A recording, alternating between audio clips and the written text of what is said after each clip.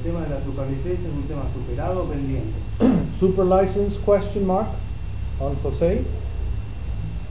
Well, I think you can answer that question, Felipe. I'm assuming that it won't be an issue given the amount of testing he's done for Renault and his results in Formula 3000 GP2 and now.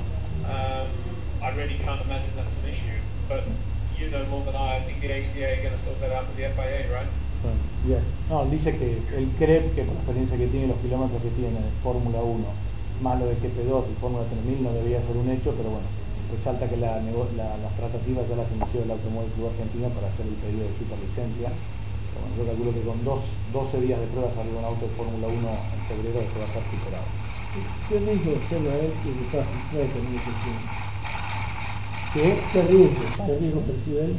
¿Qué riesgo puede hacer? Do you have any doubts or fears regarding this negotiation as it stands?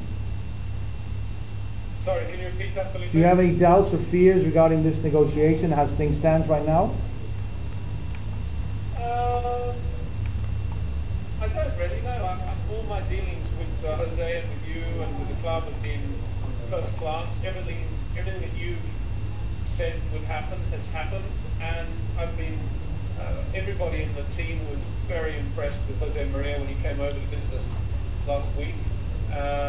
Particularly Ken Anderson, my partner, described him as a breath of fresh air. And no, I don't see any issue. You know, as I say, this whole thing started with Bernie Ecclestone sending us a letter recommending Jose Maria Lopez. So, you know, when that happens, you know there's a pretty good chance that everything will go like clockwork, and it has. I'm not really concerned.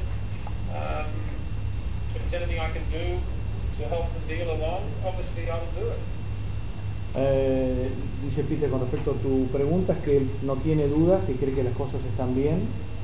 Sobre el final dijo que obviamente cuando uno empieza una negociación como esta, recibiendo una carta de Bernie Ecclestone recomendando a un piloto, obviamente sabe que tiene un viso de seriedad lo que se está haciendo y que todo lo que se ha vivido en las negociaciones con José María y con el Automóvil Club se han cumplido al pie de la letra en cada una de las etapas, y que él refleja lo que dijo Ken Anderson, que la reunión de la semana pasada realmente fue muy positiva porque vio la llegada de José María como una bocanada de aire fresco, de aire nuevo al equipo, que le venía muy bien, y que realmente con ellos que eran muy conformes con la visita la semana pasada para felicitar los detalles. Felipe, se dijo que había 12 postulantes hace unos días.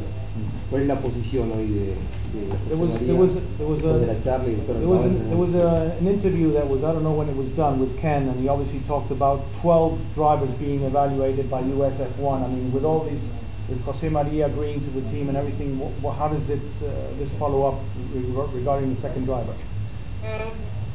Well, that's not strictly true. I think there's been a loss of translation there. What we've done already, we've evaluated 7 young American drivers. We've had them over to the United Kingdom, evaluating exactly the same way that we evaluated Jose Maria back in 2006.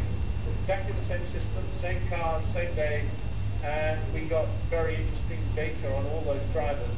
That's to help us really with the young American driver program that we're going to be announcing soon. We wanted to be sure about the level of talent of some young guys we were looking at. But so far as the number 2 or the second car goes, the drivers that I mentioned to you are the drivers that are in the frame. There are a couple of other drivers that we're looking at. There's one driver that I'm very keen to sign if I can. As a matter of fact, I'm meeting him in London in 2 days' time, but I don't want to give his name at the moment because it's quite secret negotiations. But if we can get him, I'll be very happy, and I think we'll have a really strong team.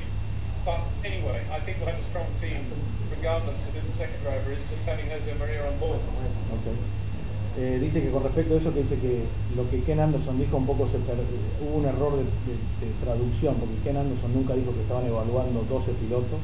Lo que sí dijo que había un grupo de 7 pilotos que estaban evaluando, que son sobre todo 7 pilotos americanos, que están haciendo una evaluación y le están haciendo el mismo test que han hecho con José María cuando hicieron los primeros ensayos en Honda, y que ellos esperan que del grupo de pilotos que están viendo, y sobre todo uno en especial que no quiere dar el nombre, que se va a reunir con él dentro de 2 días en Londres, pueda salir el compañero de equipo José María dentro del equipo, y que esa información que se había dado, que había 12 pilotos, obviamente se dieron el nombre de todos los pilotos que estaban dando vuelta, pero no eran específicamente que había 12 pilotos en la lista.